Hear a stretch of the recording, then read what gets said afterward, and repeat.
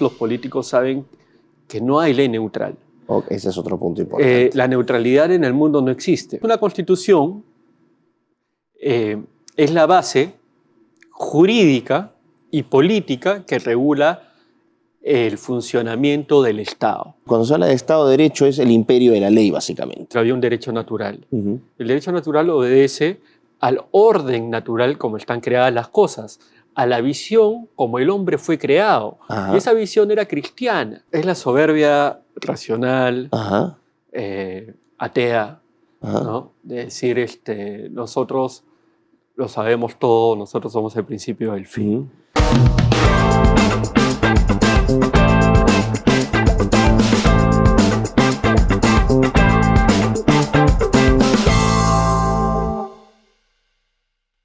Queridos amigos, ¿cómo están? Soy Miklos Lucas y les doy la bienvenida a una nueva edición de Piensa Más en Betel.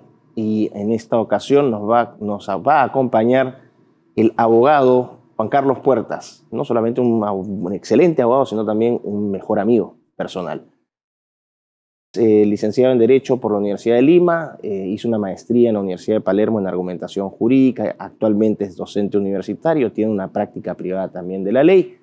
Y con él vamos a hablar justamente sobre este tema. La ley en el Perú. ¿Qué es la ley? ¿Qué tipos de teorías hay? ¿Cuáles son sus funciones?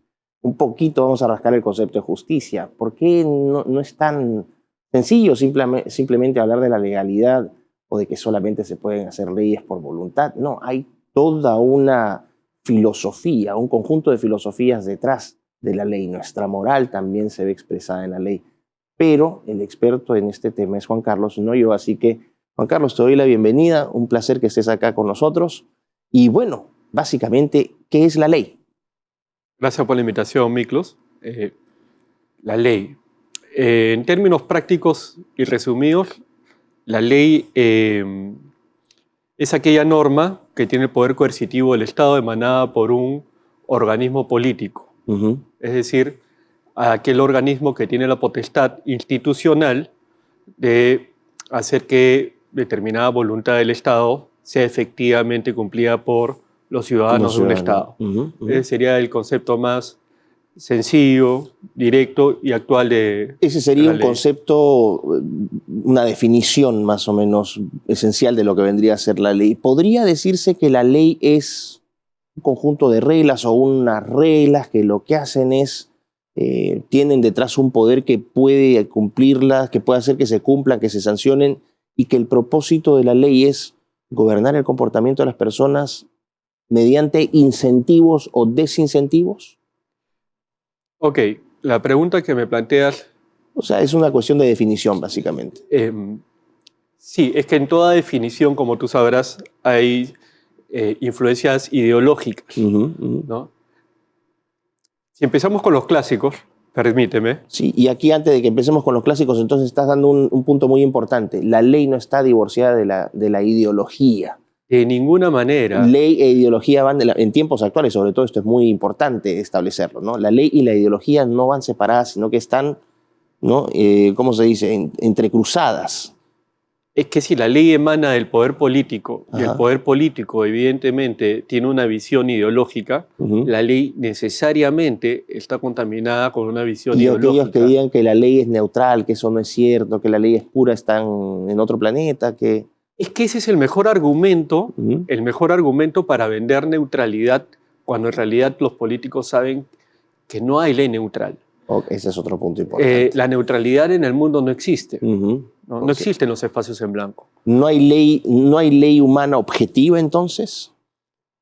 Sí, pero tendríamos que navegar un poco en la historia. Ok, entonces vamos a dejarlo aquí y quiero que profundicemos, entonces vamos a adentrar el concepto de la ley desde la historia.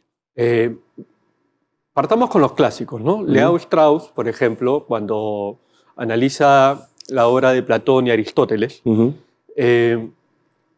nos cuenta, y básicamente lo resume de la siguiente manera. Las leyes tienen un doble ámbito en la filosofía clásica. Primero, son las expresiones de un modo de ser, del modo de comportarse, de las culturas, de los hábitos de cierta territorio, ¿no? De cierto de ciudad-estado en esa época. Entonces, obedecen primero a un estatus social, pero adicionalmente buscan un fin común de este colectivo, ¿no? Entonces, por un lado, a través de las leyes yo reconozco cómo es el funcionamiento de determinado estado, ciudad-estado, colectivo, y por otro lado, identifico hacia dónde quiere ir ese grupo humano, estado o colectivo. Entonces, acá nos da una primera aproximación que hoy en día no se ve. En la filosofía clásica, en la filosofía política clásica, porque ley y política van de la mano, hay una primera consecuencia de esta definición, que es que primero la ley debe reflejar lo que es la sociedad. No puede estar ajena a la cultura, a las tradiciones y a los modos de ser de un colectivo. Y por otro lado, tiene que reflejar lo que esa comunidad aspira a ser como comunidad, ¿no? Obviamente, a lo que se aspira, y ahí vienen los debates viejos, ¿no? Aristotélicos, sobre cuál es la mejor forma de gobierno, cuáles son las mejores leyes. Decía Aristóteles, tenemos que procurar buscar al buen ciudadano, pero no solo al buen ciudadano, porque el concepto de ciudadano se relaciona necesariamente a la patria, ¿no? Aristóteles va un poco más allá. Las leyes deben buscar crear a un buen hombre, ¿no? Eso era en la filosofía clásica. O sea, el tema el concepto rescate de la virtud, bien común. Bien, mal, virtud y bien común. Cosas que hoy son... que nadie lo piensa, ¿no? Hoy día...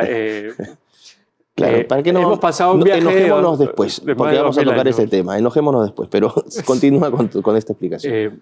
En principio, así se veía la ley, ¿no? Ahora, obviamente la característica de que es emanado un poder político, eso sí se ha mantenido a través de los años, hasta el día de hoy, ¿no? Entonces, este concepto de buscar el bien a partir de reconocer nuestros signos propios de colectivo, fue destruido el concepto de buen ciudadano, de bueno o malo, con las épocas revolucionarias, con el modernismo, ¿no? Y antes que continúes, cortito, solamente dos observaciones sobre lo que has ya mencionado. Uno, que la ley refleja, ¿no? O emana de lo local. Aquí tenemos una tensión importante con el mundo actual, donde se tratan de imponer leyes estándar, ¿no? Desde organismos multinacionales hacia todo el orbe. Como si la ley fuese, como si se hablasen de leyes universales que son aplicables en todos los casos. Ahí tendríamos una tensión. Después, si quieres, nos podemos desarrollar. Quizás no haya planteado bien el comentario, pero a lo que voy es que existen ahora organismos supranacionales que quieren imponer una sola ley a nivel global en varios tratados de la pandemia y cosas así, o instituciones, ¿no? O reglas que son de corte global para aplicación local. Este es decir un punto. Y el otro es que la ley y la moral también, o sea, ley política de la mano y ley y moral también de la mano, aunque hay teorías ahí que van a disputar esto. No sé qué tengas que decir al respecto. Bueno, tu pregunta ameritaría todo un curso de no historia del derecho, pero vamos a tratar de disgregarla y contestar poco a poco. Efectivamente, en principio la filosofía clásica hablaba de un modo de ser de la colectividad y hacia dónde nos dirigimos. Entonces, la ley emana de un poder político, que ese poder político obviamente tiene un sentir, porque emana de una ideología, obviamente, un sentido. Todavía no estamos en ideología, estamos antes de la revolución. De un modo de ser de la colectividad, y esta colectividad va hacia algo bueno para esa colectividad, busca al hombre bueno. Estamos con el concepto de bien y mal. ¿Ya? Ahora bien, sí hay conceptos de ley universal, ¿no? Como es lo que se denomina derecho divino, orden natural y derecho natural, ¿no? Pero cuando hablamos de derecho divino, orden natural, hablamos algo que es común a todos los seres humanos. Es decir, al menos para los creyentes, ¿no?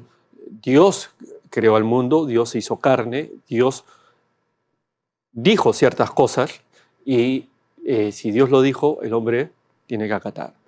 Dios creó el mundo y si no lo creó para los ateos, el mundo es de determinada forma, ¿no? Entonces las leyes tienen que tener en cuenta esa realidad que es común a todas las culturas, ¿no? Entonces, no es que necesariamente las leyes solamente se circunscriban o tomen en cuenta lo local, ¿no? Obviamente las leyes toman en cuenta lo local, la cultura, claro, pero sí hay parámetros mínimos que no podemos pasar porque hay un orden natural, claro. ¿no? Entonces, las ideologías.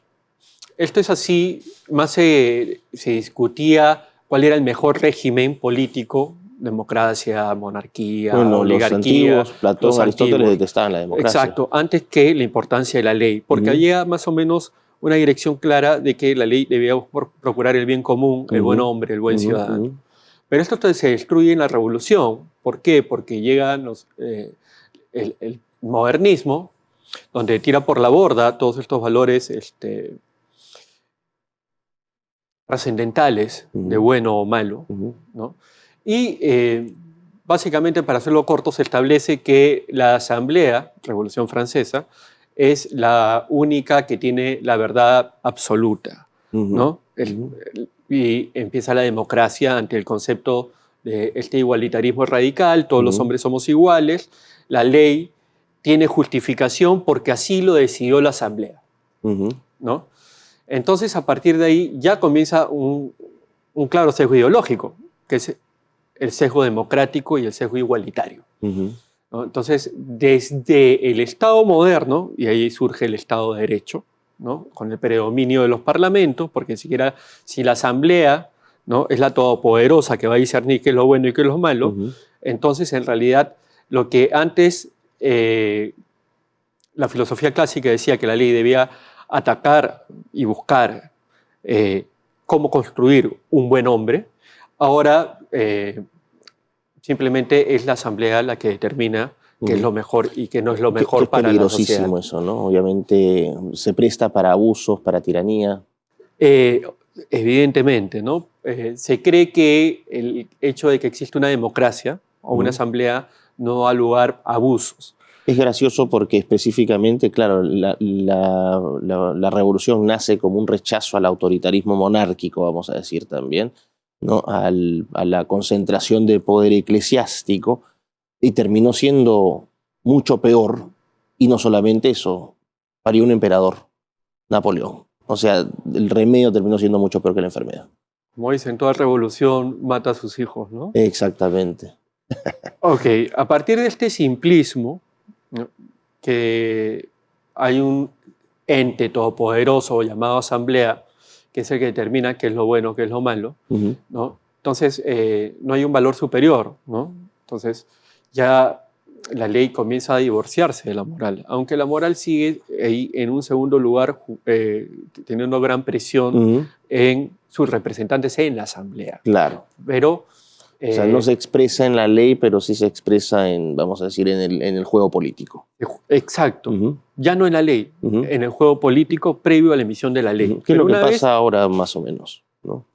Sí, solo que existen más ideologías, más intereses, se ha polarizado. Tecnología, digamos hablar de eso, ¿no? Mil situaciones, ¿no? En consecuencia, ¿qué sucede, ¿no? Se considera que, como quiera, que todos somos iguales, que el hombre se autorregula a sí mismo, entonces si se autorregula a sí mismo, lo que manda son las mayorías, la ley se impone o se impone, ¿no? ¿Cuál es la razón de la ley? ¿Por qué tengo que acatar la ley? Porque lo dijo la Asamblea. Y porque la Asamblea es plenamente soberana, ¿no? Ya no se reconoce, ¿no?, que hay una finalidad en la ley. O sea, la Asamblea es el principio y el fin de todo. Entonces, a partir de ahí, al menos se generan ciertos conceptos que duran hasta ahora, ¿no? Ok, si todos somos iguales, las leyes tienen que ser de corte general y abstracto. Eso sí fue un avance, ¿no? Un punto de partida erróneo, pero a veces... Claro, es decir, que la ley no debe crear grupos privilegiados. Claro, y esto es en respuesta a la monarquía previa al Y estatus que de también la tiene un prisión. caso actual, brevemente, después lo conversamos, ¿no? Los grupitos minoritarios, LGBT, los del arco iris, que dicen que quieren leyes express para ellos nomás.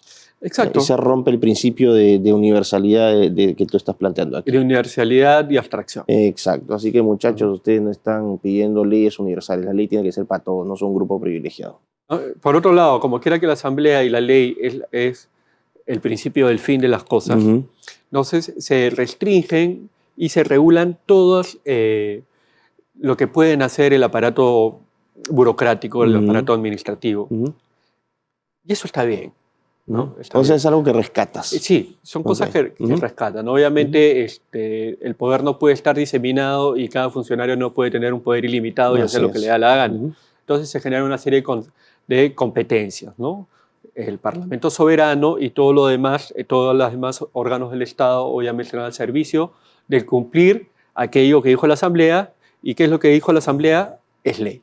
Básicamente lo que estás haciendo aquí es la importancia de la separación de los poderes. ¿Estás hablando sobre eso? Adicionalmente, O sea, Montesquieu con legislativo, judicial, sí, ejecutivo. pero en un primer momento, a partir de la Ujú, Revolución, estos son órganos supeditados al Parlamento, ¿no? Por ujú, como quiera que la ley es el principio y el fin de las cosas, claro. porque emana de la Asamblea. O sea, Francia Entonces, parte siendo hay en ese sentido una república parlamentarista, vamos a decir. de un error siempre salen beneficios, Claro. aunque no parezca, claro. Ujú, Está bien que haya división de poderes porque el hombre suele, como ser imperfecto que es, ¿no? Suele aglutinar poder. Entonces, ujú, el efecto de esto, ¿no? Que se generen embrionariamente esta separación de poderes, que ujú, en principio, en realidad había un poder que ujú, mandaba, que era la Asamblea, comienza a germinar y ujú. comienza a desarrollarse. Y ahí, a partir de este momento, no es que antes no existieran jueces, Obviamente. ¿no? Pero es diferente. Todos están subordinados a la ley Si me y cada permites, uno con su función. y si me permites, lo que acabas de hacer es muy ilustrativo porque lo que estás haciendo es básicamente presentar sobre la base de este hecho histórico la estructura de la legalidad, ¿no?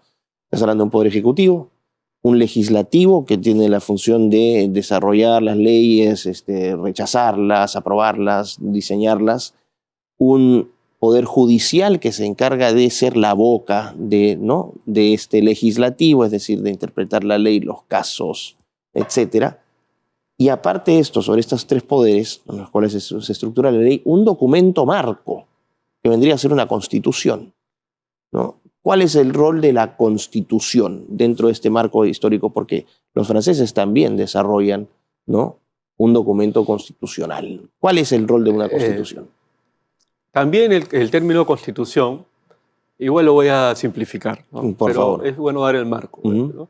El término constitución es un término moderno, ujú, también surgido en las épocas cercanas a las revoluciones americanas, ujú. ¿no? A la Revolución Francesa. O sea, en el antiguo 1776, régimen 1789. no se hablaba de constitución, Ujú. ¿no? Porque Y había... solamente para que la gente lo tenga claro, antiguo régimen se refiere a aquel régimen donde gobernaba el rey, ¿no? Y estaban los tres estados generales, tarea para la casa, pero Francia era distinta, no era una monarquía. Cada monarquía era distinta. Ujú, ujú. Pero digamos, el hecho de que no existiera la palabra constitución no significaba que no existiera un orden permanente y duradero de división de poderes. Perfecto. Ujú. El término constitución, que constituir es fundar, nace en la modernidad, porque recuerda que los revolucionarios lo que pretenden es refundar la sociedad, porque todo lo anterior había estado mal. Ujú, Entonces, si hay que fundar algo, ¿no? Necesitamos constituir ujú, un nuevo Estado, una nueva nación. ujú. Entonces, esta constitución, ¿qué es lo que hace? Regula precisamente las funciones de los aparatos estatales de gobierno que acabamos Ujú, ujú, de comentar, ujú, ¿no? Que básicamente serían los cuatro de siempre, ujú. ¿no? El poder parlamentario, el poder judicial, el ejecutivo y en algún momento el electoral también Que acá tenemos, ¿no? Jurado Nacional, OMP, era etcétera. considerado poder, Ujú, ¿no? Eh, entonces, una constitución eh, es la base jurídica y política que regula el funcionamiento del Estado. ujú. En un principio, Ok. ¿qué sucede? Que como quiera que la ley y las mayorías es el inicio y el fin de todo, ¿no? Comienzan a generarse, obviamente, a través de la ley ciertos, eventualmente, abusos, ¿no? Eventualmente no siempre las leyes, y como ya no tenemos el concepto de bien y mal, no tenemos el concepto de bien común. Claro, ¿no? o sea, se ha ido Bien perdiendo digerido, ahora. claro. La asamblea es todopoderosa, Claro. omnisciente.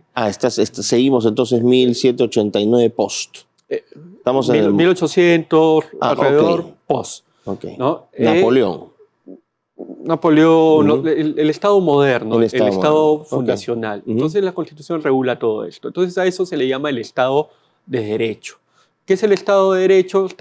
Tiene como características la preeminencia del Parlamento, ¿no? Las leyes abstractas y generales, una burocracia sometida a la ley, jueces sometidos a la ley, y dentro de sus atributos obviamente está generar cierta estabilidad, ¿no? En lo que es el funcionamiento del aparato estatal. Entonces, cuando se habla de Estado de Derecho, es el imperio de la ley, básicamente. Básicamente, en resumen, el imperio de la ley abstracta y general. Perfecto. Ok, entonces ya tenemos esta idea de constitución, los poderes.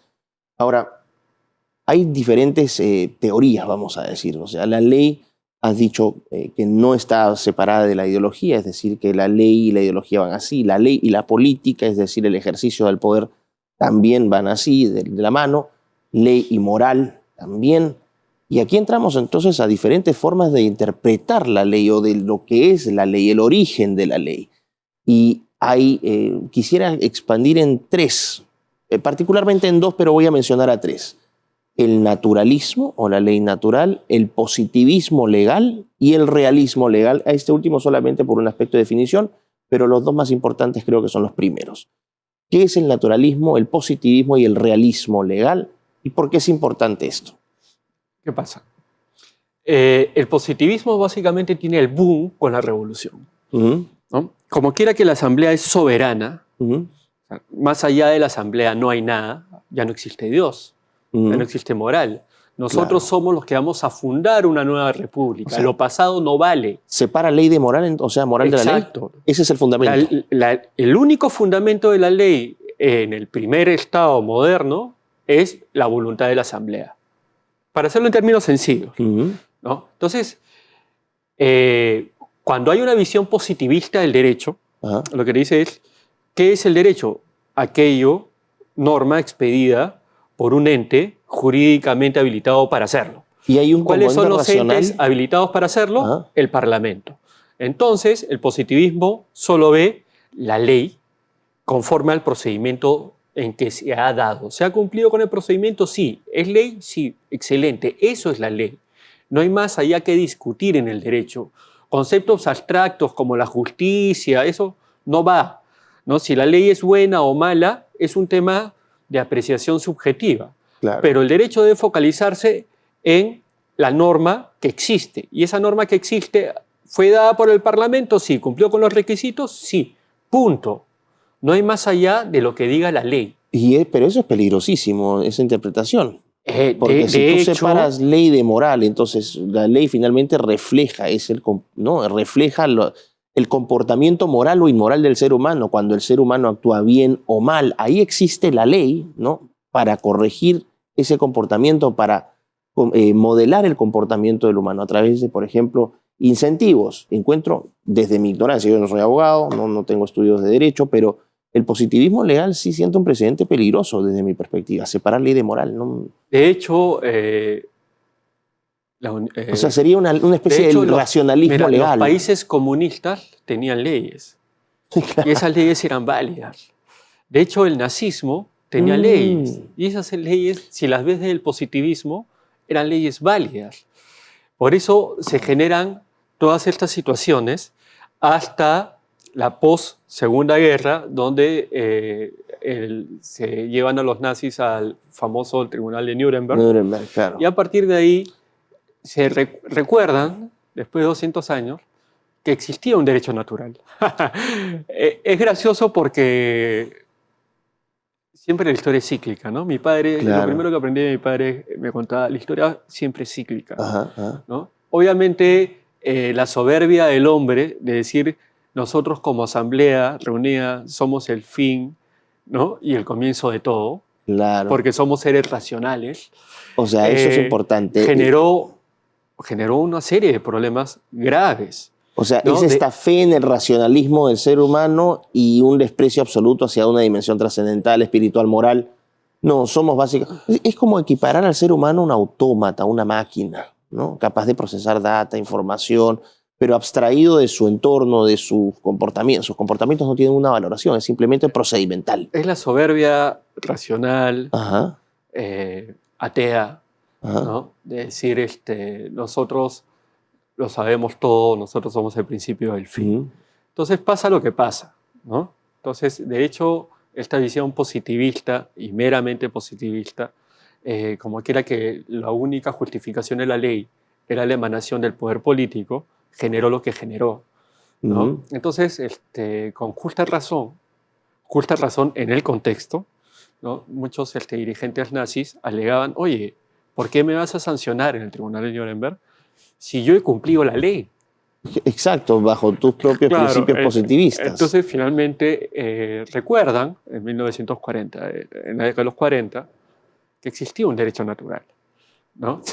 Pero claro, como ya el ateísmo, ¿no? El haber relegado a Dios y al cristianismo, ¿no? Del aparato político formal, Claro. Ujú. Se había hecho. Entonces, ¿dónde buscamos este derecho natural?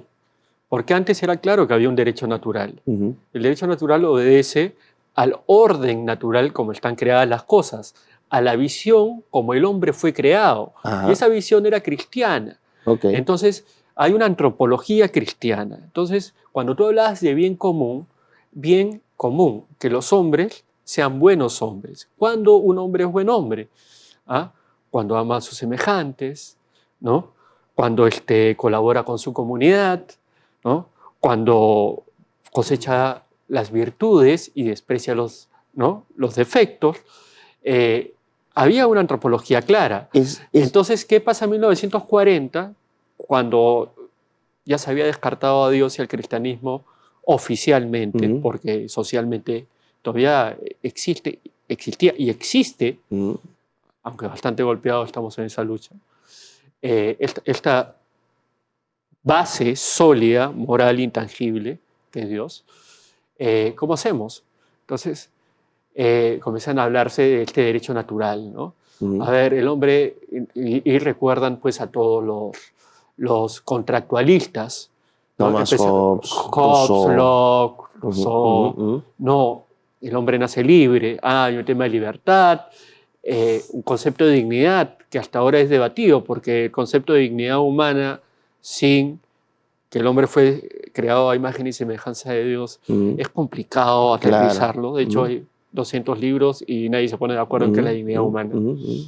Es rescatado este naturalismo, pero desde un punto de vista racionalista. Ujú. No como decía Santo Tomás de Aquino, ¿no? Que el derecho natural es el encuentro de la criatura racional con el eterno, Ujú. ¿no? Ahora no, simplemente yo como hombre derivo más o menos, ¿no? Que es el derecho natural. Ujú.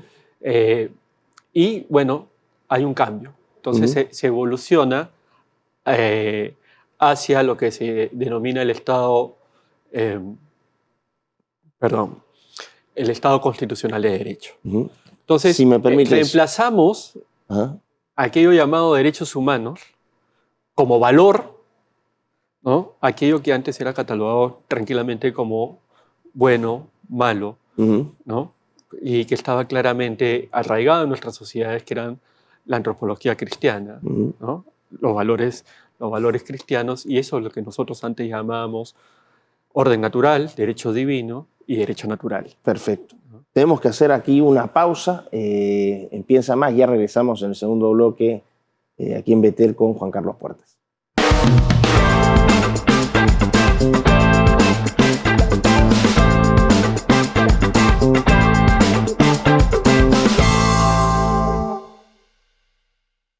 Ya estamos de vuelta aquí en Piensa Más por Betel con Juan Carlos Puertas tratando el concepto de la ley. Vamos a ver sobre la ley en el Perú y hemos estado haciendo algunas definiciones Y nos quedamos en ¿no? ¿Qué teorías de ley hay? Teorías sobre la ley. Entonces, planteamos tres tipos, ¿no? Tres teorías: el naturalismo, el positivismo y el realismo legal. Juan Carlos nos ha explicado el positivismo, que es básicamente la ley asociada al poder político, es una ley desprovista de moral, principalmente, o sea, disociada de la moral. Es la ley que es, ¿no? Tal cual se interpreta. Y eso obviamente habría una serie de problemas, aquí nos has estado explicando. La ley natural, por contraste, es una ley que recoge nuestra tradición cristiana, es una ley que tiene que está asociada, ¿no? Que no se desprende de la moral, es una ley que nos gobierna desde antes de la modernidad. ¿Qué puedes decir tú al respecto de esto? Haciendo una precisión, que hay muchos ramas de lo llamado justnaturalismo, que es el derecho natural. ¿No? Como te decía, a partir de 1940 se retoma este concepto de derecho natural, pero ya no a partir de la visión cristiana, porque obviamente el Estado es laico, ¿no? Porque, la secularización y la separación de la Iglesia. Ya había empezado el proceso de secularización. Entonces, este nuevo derecho natural tiene un carácter más racionalista, ¿no? Oye, hay leyes más allá de lo que digan las normas, ¿no? Paralelamente, ya desde la Revolución se había ido cosiendo este concepto de los derechos humanos. Bastante discutidos, pero eso ameritaría otro programa para explicar por qué es un concepto discutido. Entonces, este tema de los derechos humanos y de la dignidad humana comienza a ser colchón más allá de la ley positiva. ¿No?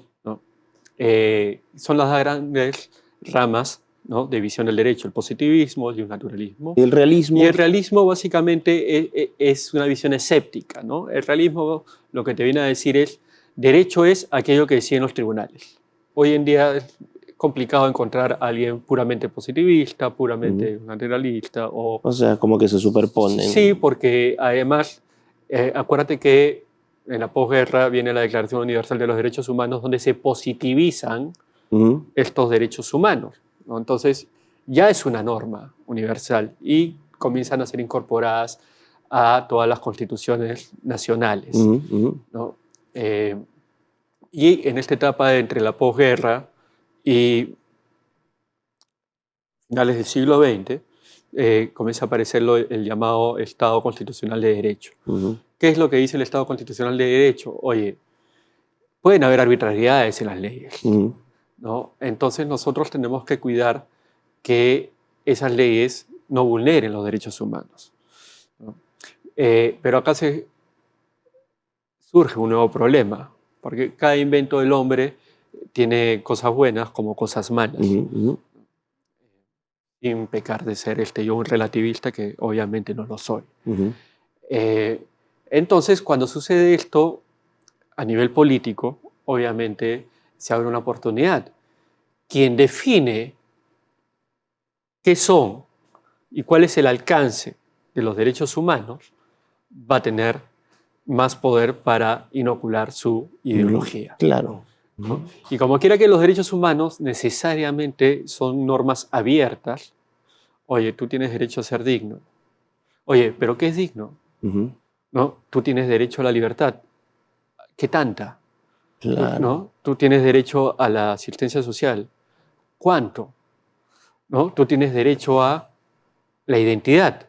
¿Hasta dónde? Es que es peligroso porque, claro, es una especie de metaética, metanormatividad. Tú básicamente vas a definir los conceptos, o sea, tú vas a plantear las reglas del juego de las reglas del juego. No solo eso.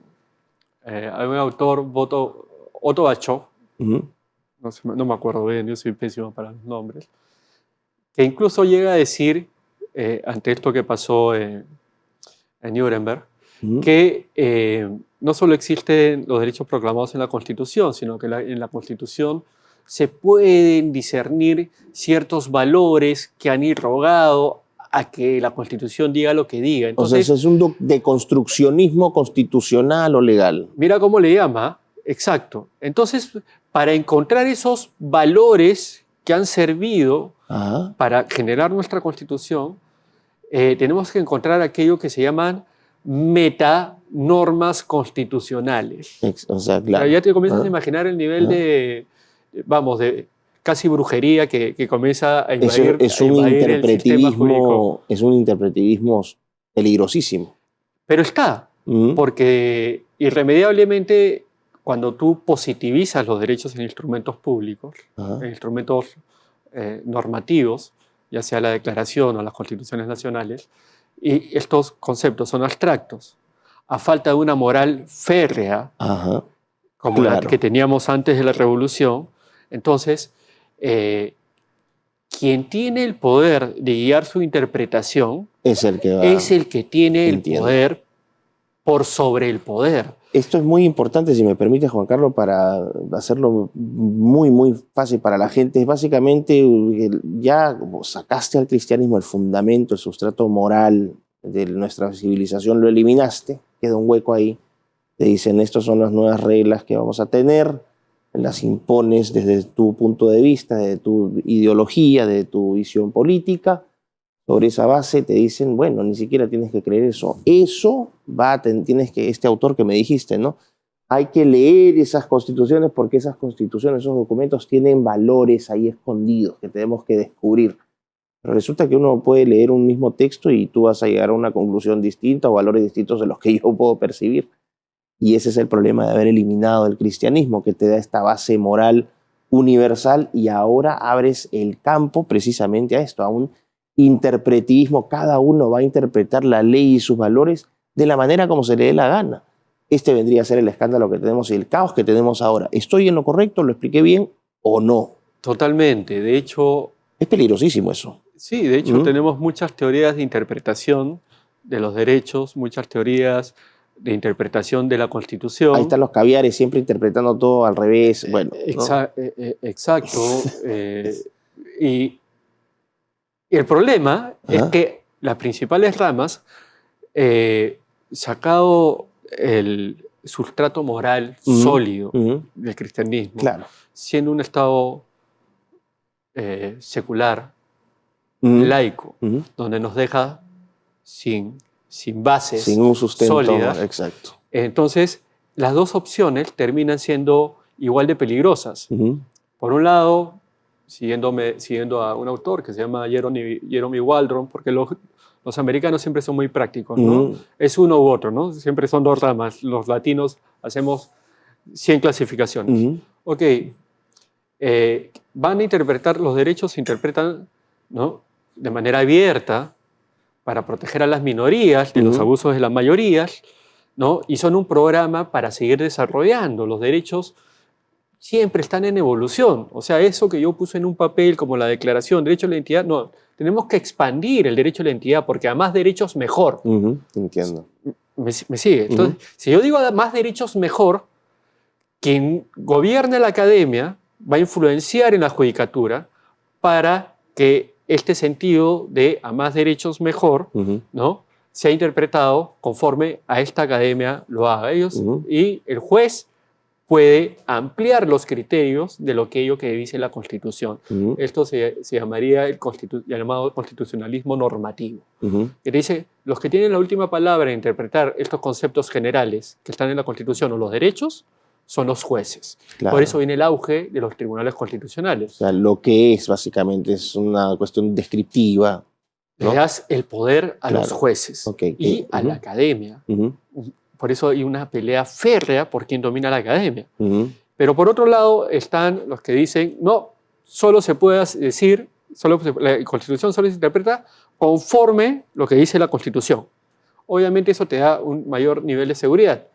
Pero ¿cuál es el problema ahí? Que finalmente la democracia y lo que se determine vía de voto de las mayorías es lo que va a decir que está bien y que está mal. Claro. Entonces, en ambos casos, dejamos en el hombre, en un lado, en la manipulación mediática, y en el otro lado, en grupos de poder que controlan la academia, dejamos en el hombre el decir qué está bien y qué está mal. Sí, Reemplazamos, para terminar esta palabra, hemos reemplazado a través de estos años el concepto de bien y mal, que era sólido, a los hombres. O unos pocos, en el caso de este constitucionalismo normativo, o de una masa manipulable en el caso del constitucionalismo democrático. Quiero irme a eso, no sé si conoces el caso de México ahorita, el constitucionalismo democrático. Me imagino que es eso, que en México hubo una reforma reciente durante el gobierno de López Obrador. Ahora está Claudia Sheinbaum.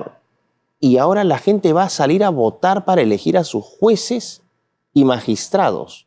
Ya no son elegidos por ¿no? un órgano especializado dentro del Poder Judicial, van a ser elegidos por voto. Y ellos están diciendo que este es un proceso absolutamente democrático. Yo no sé. Yo creo que México con esto sepulta cualquier idea de justicia en su país. El rol, por ejemplo, de los carteles para direccionar voto. Es terrible. O sea, a mí cuando me dijeron eso, que los jueces ya no son elegidos por un órgano especializado, sino van a ser elegidos jueces y magistrados por voto popular. Escoge a tu juez. ¿Qué opinas de eso? A mí me parece un peligro. Mira, es que México es una aberración. México es casi un narcoestado. Perdón por los amigos mexicanos. Pero ese sistema funciona, por ejemplo, en ciertos aspectos en Estados Unidos. Claro, pero en un país como México, ¿qué Estados Unidos es un país hay una nace democrático, claro, con cierta institucionalidad, con cierta permanencia, ¿no? Y de hecho, no es ajeno a los jueces activistas, como ha visto en el caso de la persecución a Trump, obviamente. ¿no? Cuando han arrestado a los republicanos en los estados democráticos. Pero niveles nunca antevistos de corrupción judicial en los Estados Unidos. Nunca antevistos. Ok, y aún así puede funcionar, puede haber funcionado en Estados México, Unidos, pero en México es absurdo, pues. No es como si trajeras ese sistema al Perú, ¿no? Donde puede ganar pues un Amparo Humala, claro, un Castillo, por favor. O sea, ese es un gran problema, ¿no? Lo que funciona en un lugar no necesariamente funciona en otro lugar. Y finalmente, el elemento democrático, ¿no? Es algo que yo siempre trato de enseñar. La democracia no es bueno, me van a matar por decir esto, ¿no? No, por favor, no es un adelante. valor en sí mismo. O sea, lo que decía la mayoría no es bueno o es malo. De hecho, a nivel argumentativo se llama falacia ad populum. O sea, lo que porque dice la mayoría diga A no significa que A sea bueno. Claro. Entonces, hemos quedado encerrados luego de sepultar nuestra bimilenaria tradición cristiana a un segundo y tercer lugar y sustituido por un laicismo liberal a los berrinches de las mayorías. Entonces, claro, por más que hablemos de que ahora hay un colchón llamado derechos humanos para evitar las injusticias, en el fondo seguimos en el sueño de opio de Rousseau y Paine, donde finalmente las mayorías son las que gobiernan. Claro. Y hoy más que nunca las mayorías, lamentablemente, son fácilmente manipulables. Claro. De hecho, hay N libros para que las personas nos digan que yo soy el antidemocrático. De derecha, izquierda, progres, donde hablan del fin de la democracia. Efectivamente. Porque hemos llegado a una etapa de una manipulación muy bien lograda a través de la tecnología. Claro. ¿No? Pero aquí lo que estás señalando es importante porque señalas que acá hay una conclusión ya que podemos sacar desde ahorita, que es la crisis que ha significado para la legalidad, para la justicia, el socavamiento del cristianismo. Ese creo que es uno de los grandes problemas que hemos tenido y que estamos enfrentando ahora, donde tenías un compás moral que era universal y que ahora está cayendo en el campo de estas interpretaciones y de estas subjetividades, de estas arbitrariedades. El caso, ¿no? Este caso que te mencionaba en México, que es básicamente convertir a los jueces y a los miembros del Poder Judicial en candidatos políticos, es decir, ya no administra justicia a todos, sino a los que te votaron. Es una locura. No solo en la etapa de candidatura. Cuando tú seas juez y tengas que decidir un caso, vas a decidir el caso conforme a la mayoría le guste que decida. Total. Entonces es una distorsión absoluta. Los que te pusieron en el poder judicial te van a sacar. No, sí, es increíble, es una locura. Realmente lo de México es terrorífico. Pero bueno, antes de entrar al caso del Perú, para ir, porque obviamente tenemos que aterrizar en nuestro país, hay un tipo de derecho, el derecho que tú nos has estado mencionando es, nosotros en el Perú tenemos un derecho que hemos heredado principalmente del modelo francés, ¿esto es correcto? Sí. ¿Sí? Constitucionalismo, derecho romano, esos serían básicamente los fundamentos. Hay una distinción, no todos los modelos de derecho son iguales. Existe el derecho consuetudinario o common law. ¿Por qué es importante que yo diga esta palabra rara, Juan Carlos? ¿Por qué la gente debería entender que existe un modelo que se llama derecho consuetudinario, common law? ¿Por qué es importante esto? ¿Y dónde tenemos hay dos este grandes modelo? sistemas, ¿no? ¿Ah? El sistema romano El y el de sistema Perú, anglosajón. anglosajón ¿No? El constitucional. sistema anglosajón obviamente ha construido su sistema jurídico, es más, tiene constituciones no escritas. Así es. Es decir, ¿por qué? Porque respeta las tradiciones a lo largo de toda su existencia. Es decir, ha construido piedra sobre piedra. Así es. ¿No? Entonces se construye paso a paso y conforme van decidiendo los tribunales, se van generando nueva legislación a partir de los precedentes que se generan. o el simple precedente genera una nueva legislación. Ajá. ¿No? El precedente se convierte en legislación. No formalmente, pero vamos. O sea, si yo sé que el juez va a fallar de la manera A en el caso B, me voy a comportar de la manera A. Entonces, ese es el derecho constitucionario acaecido a través del tiempo. Es un derecho como a priori, vamos a decir, ¿no? No. O sea, perdón, a posteriori. O sea, una vez que tú haces el caso, lo dirimes, sientas un precedente con un fallo. Y obviamente las conductas posteriores se van a adecuar a ese fallo. Efectivamente, posterior. Claro. Y acá, bueno, tendríamos que retomar los debates de tanto le encantan a Víctor Andrés. Ponce, que no hemos tenido acá. Sí, vi el programa. Entre Berg y Payne. Ya saben, vean, ¿no? Piensan más lo máximo. Y conforme lo dice en su tesis doctoral, ¿no? Los idealismos, ¿no? En el otro espectro tenemos, como quiera que surge la revolución, la asamblea es la todopoderosa, entonces todo lo anterior está mal, ¿no? Entonces comenzamos a generar todo un sistema de la nada. Entonces, como se generan normas codificadas por áreas, entonces nosotros, nuestro sistema es más centrado en lo que dice el Parlamento, ¿no? Hay una época de codificación, es decir, ok, acumulemos las normas relacionadas a civil, acumulemos las normas a penal, y el juez tiene que acatar esas leyes, ¿no? Entonces, ese es un sistema más codificado, ¿no? Más legislativo, el otro es un sistema más jurisprudencial. Claro. ¿Cuál tiene, a ver, a priori, teóricamente? A mí me gusta más y me identifico más con el common law, me parece más práctico. Sí. Básicamente hay casos, no es que se haya escrito una constitución, hay un caso, Pepito mató a Periquito y se decide que según ciertos casos cierta cosa pasó y ese caso se tiene cierto precedente y ese precedente se convierte en ley. Y así cada caso va acumulándose y así van generando legislación. En el caso del derecho romano, que es el derecho nuestro modelo es, nosotros definimos de principio, antes de que pase algo tenemos un documento, lo escribimos y aquí son las leyes. Es decir, es más práctico el derecho consuetudinario, surge de la práctica, el otro más un poco de la teoría. ¿Es correcta esta interpretación? Sí. A grosso modo, obviamente. Sí y no. ¿No? En la actualidad... O sea, profesor Porta. El hecho de que existan países de tradiciones del common law no significa que no existan leyes. Claro, obviamente. ¿No? Y a veces hay combinación también. Hay combinación. ¿No? De hecho, y ahora en nuestros sistemas,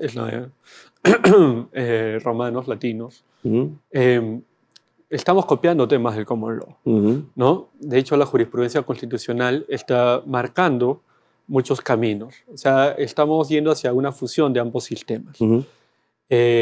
Claro, a priori, teóricamente, una ventaja del common law es que respete una tradición, ciertos valores, modos de ser de la sociedad. ¿Te acuerdas que hablábamos de la ley en el sentido clásico, que responde a nuestro modo de ser y apunta en una dirección? Pero eso es, eso es un rechazo al positivismo de alguna manera, porque lo que estás diciendo es que recoges cosas que no son la ley estrictamente. Exacto.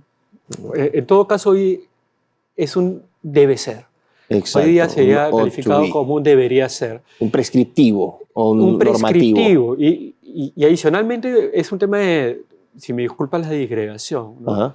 De eficacia de la ley en un país que tenemos 80% de informalidad, ¿no? Donde la mayor cantidad de población vive a espaldas de la ley, el reconocer quiénes somos, cuál es nuestro sentir, cuál es nuestra cultura y legislar conforme a ello, obviamente mejora las probabilidades de que la ley sea efectiva. Por ejemplo, justo nuestro amigo Jorge Lama sacaba un artículo destruyendo a todos los que salen diciendo que, por ejemplo, atacando el tema de Reinfo. Y él explica muy bien, las leyes de minería se hicieron pensando que éramos un país del primer mundo y que iban a venir todas las empresas megapotentes, pero no se pensó que había miles de peruanos que hacían minería artesanal. Entonces, ese cambio y esos requisitos para que ellos sean legales a veces es inalcanzable.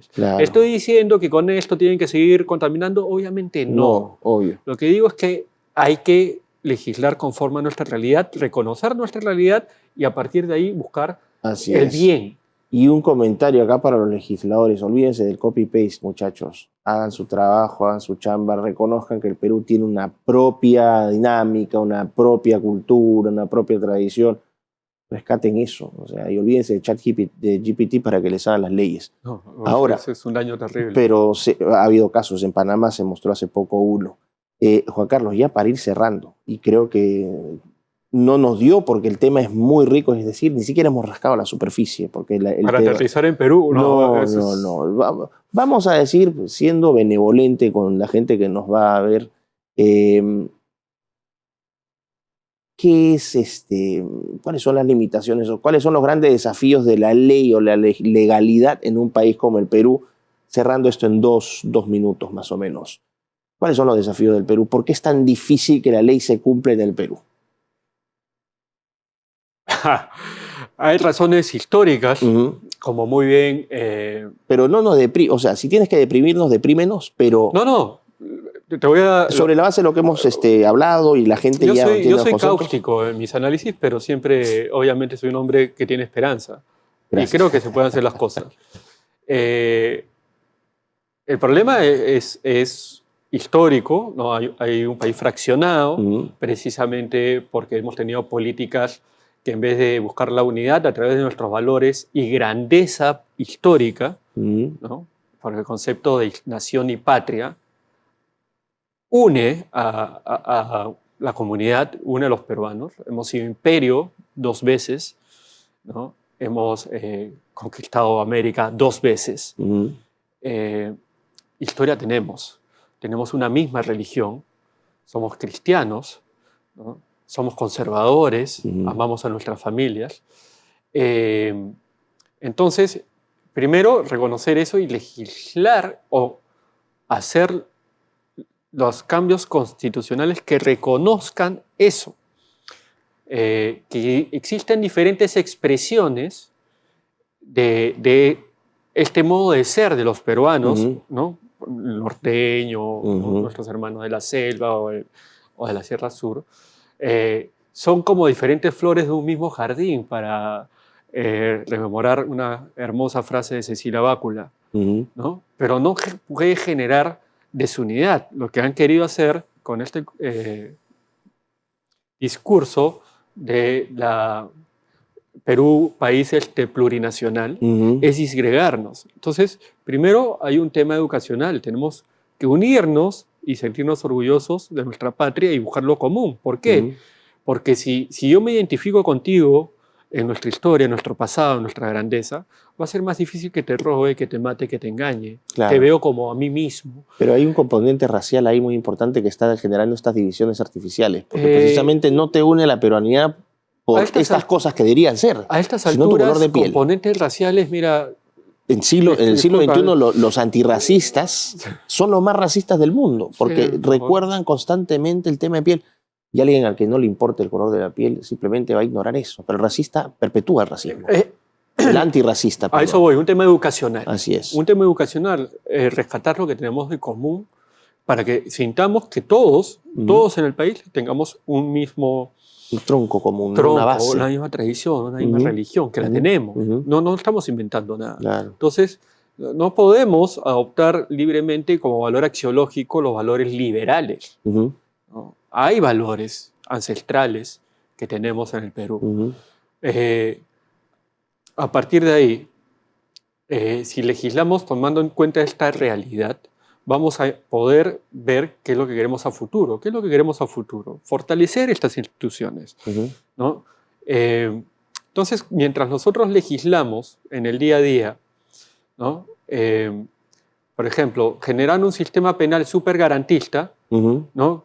¿Cuál es el ejemplo concreto que tenemos? Que los pobres no van a tener buenos abogados. ¿No? Claro. Pero los que tienen dinero sí van a tener buenos abogados. Si es demasiado garantista, así no tengas abogados, de repente van a soltar a los sicarios, como está pasando. Entonces, legislamos en contra de nuestra realidad. ¿No?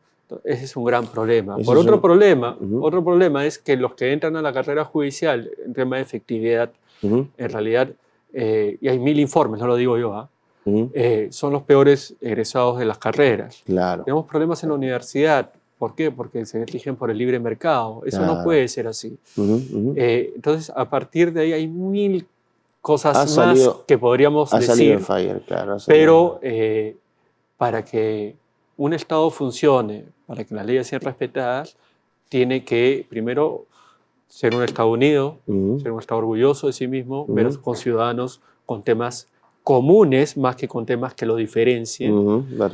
Reconocer en el Estado que el Estado es el reflejo de nosotros, de esta grandeza que tenemos, y a partir de ahí ya los demás temas son menores. Son temas de políticas puntuales que en otra ocasión podríamos conversar. O sea, pero rescatas mucho el concepto de identidad, entonces, de identidad nacional en todo lo que esto implica en la complejidad del concepto y que eso se plasme también en la legislación, ¿no? Que recoja la ley lo que somos, en gran parte, ¿no? No solo la ley, ¿no? En la misma Constitución. En la misma Constitución. Juan Carlos, ha sido muy, muy interesante todo lo que nos has dicho, ha sido muy educativo. A mí personalmente los temas de derecho me son casi alienígenas. He ido aprendiendo poco a poco. Creo que es algo que voy a tener que estudiar con profundidad. Derecho y teología son dos ramas que me están interesando mucho ahora. Pero ha sido muy aleccionador, muy, muy didáctico, muy entretenido.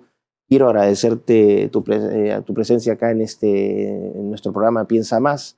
Y bueno, algún mensaje ya cortito, así de cierre, muy breve para la gente que te está viendo, algún mensaje de esperanza, no sé, en 30 segundos y que te puedes pedir de... No, antes que nada, gracias y espero que me haya dado a entender que es lo principal para el público que nos ve, ¿no? Que es para quienes estamos acá. Y sí, tenemos que caminar siendo conscientes de lo que nos une, y si somos los conscientes de lo que nos une, a partir de ahí podemos trabajar qué futuro es el que queremos. Bueno, muchísimas gracias, Juan Carlos, y a ustedes muchas gracias por habernos acompañado en esta edición. Ya tendremos nuevo programa aquí en Piensa Más. Atentos este sábado, domingos de 12 a 1 de la tarde. Un fuerte abrazo y nos vemos en el próximo programa.